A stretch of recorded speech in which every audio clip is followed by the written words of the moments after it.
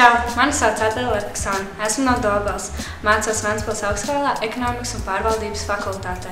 Kāpēc izvēlējos nākt uz Ventspils augstskolu mācīties? Tādēļ, ka dzirdēju ļoti labas atsauksmes no draugiem un skolotājiem. Protams, man ietekmēs arī doma par dzīvošanu Ventspilī, jo tā tiešām ir ļoti skaista pilsēta. Jā, no paša sākuma cenšos aktīvi piedalīties ne tikai studentu padomē, bet arī tās rīkotajos pasākumos. Tā kā iepriekš neko tādu nebija darījusi, man tas viss ir kaut kas jauns. Domāju, ka tas man pilnveidos ne tikai studiju gados, bet arī turpmākajā manā dzīvē. Savu brīvo laiku es pavadu ar saviem draugiem.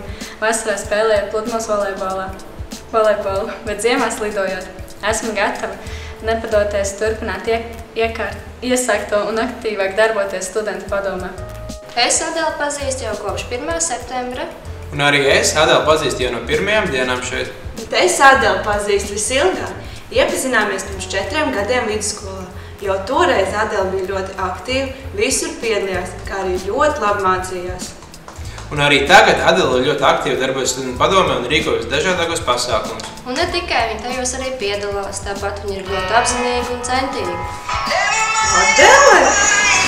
Jā, Adela taču apsolīja mums šodien padziedāt. Jā, un tāpēc neaizmirstiet nobalsot par Adelu.